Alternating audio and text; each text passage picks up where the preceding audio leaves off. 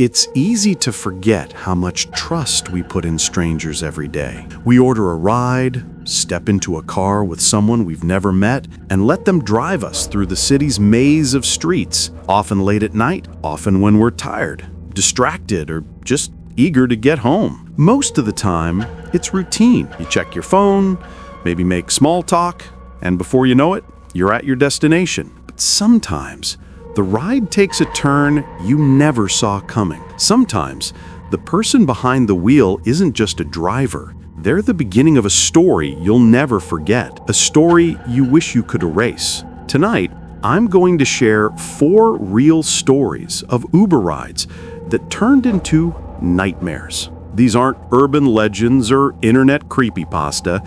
These are true accounts sent in by people who trusted the wrong driver at the wrong time. As you listen, remember, the next time you get into a car with a stranger, you might want to look a little closer at who's behind the wheel. I'd always considered myself a cautious person. I double-check the locks, I keep my phone charged, and I never get into a rideshare without checking the license plate. But that night, I was tired. It was a Thursday, and I'd stayed late at the office, finishing a project that was already overdue. By the time I left, the building was nearly empty, and the city outside was quiet in that way it only gets after midnight. I ordered an Uber, watched the little car icon crawl toward me, and when it arrived, I checked the plate and the driver's face. Everything matched. I got in. The driver was a man in his late 30s, maybe early 40s. He had a calm voice, asked if I wanted music, and then started driving. I settled into the back seat, scrolling through emails, barely paying attention to the route. I'd taken this ride dozens of times before, but after a few minutes, I noticed we weren't heading toward my apartment. The city lights faded,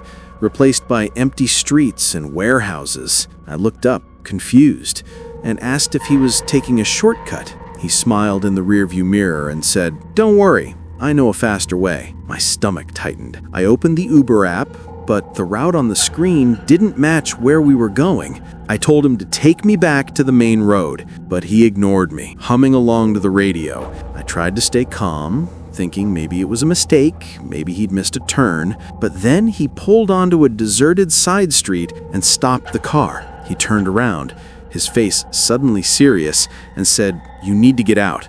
I froze. My mind raced through every worst-case scenario, but then he unlocked the doors and pointed to a small alley. "There's a shortcut through there," he said. "It'll get you home faster." I didn't move.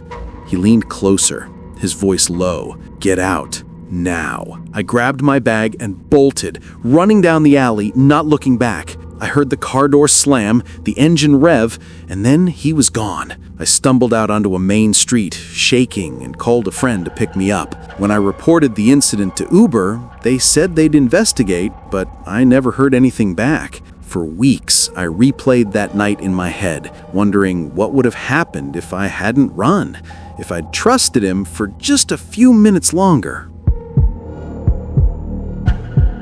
There's something unsettling about silence, especially when you're trapped in a small space with someone you don't know. I was heading home from a friend's birthday party, a little tipsy, a little tired, and not in the mood for conversation. When my Uber arrived, I slid into the back seat and mumbled my address.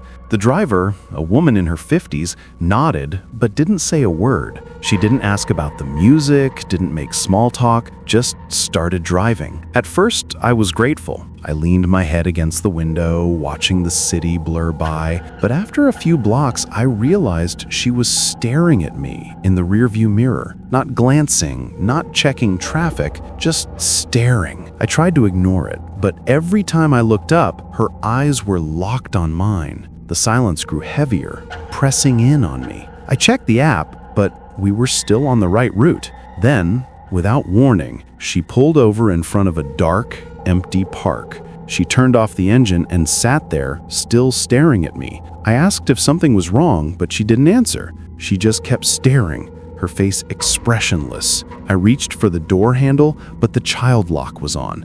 My heart pounded. I asked her to let me out, my voice shaking. She finally spoke, her voice flat and cold. "You shouldn't be out this late. Bad things happen to people out this late." I begged her to let me go. After what felt like an eternity, she unlocked the doors. I stumbled out, barely able to breathe, and watched as she drove away, her headlights disappearing into the night. I never found out what her intentions were, but I never took another Uber alone after midnight. It was the kind of night that makes you question every decision you've ever made.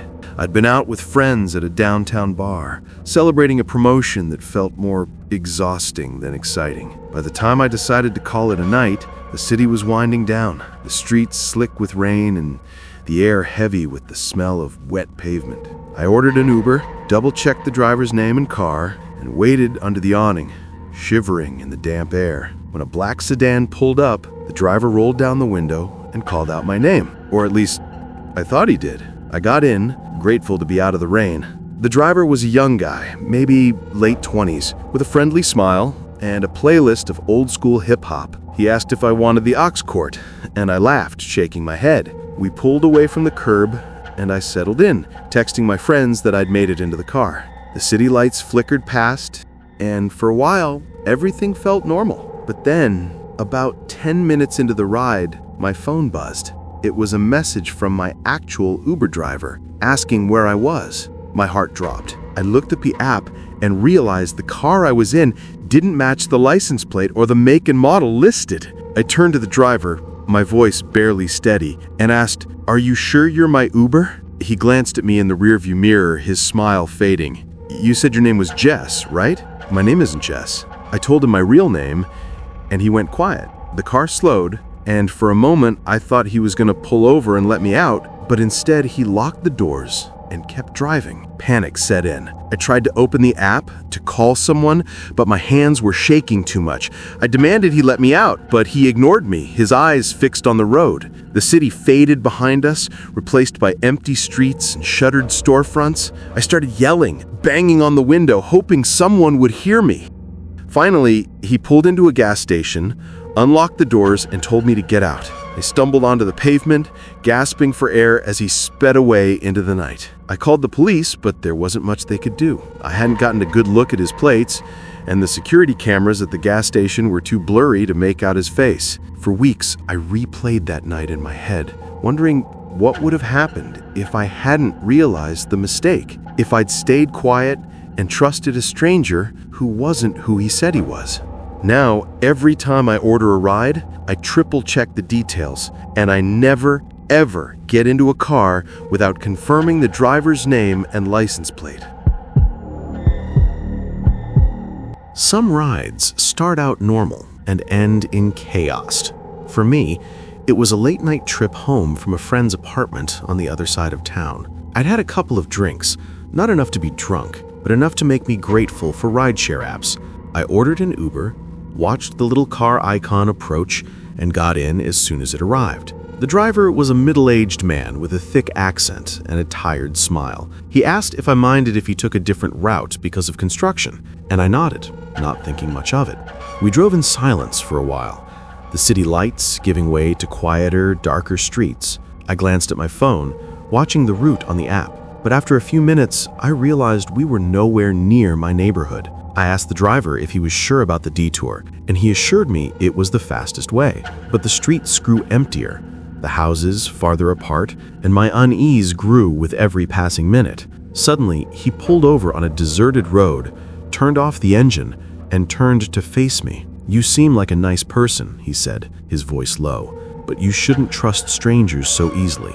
My heart pounded in my chest. I reached for the door, but it was locked. He leaned closer, his eyes cold. "You never know what someone might do." I begged him to let me go, promising I wouldn't tell anyone. He stared at me for a long moment, then finally unlocked the doors. I bolted out of the car, running down the road until I found a gas station. I called a friend to pick me up, too shaken to even think about reporting the incident. For days, I couldn't sleep, replaying his words over and over in my mind.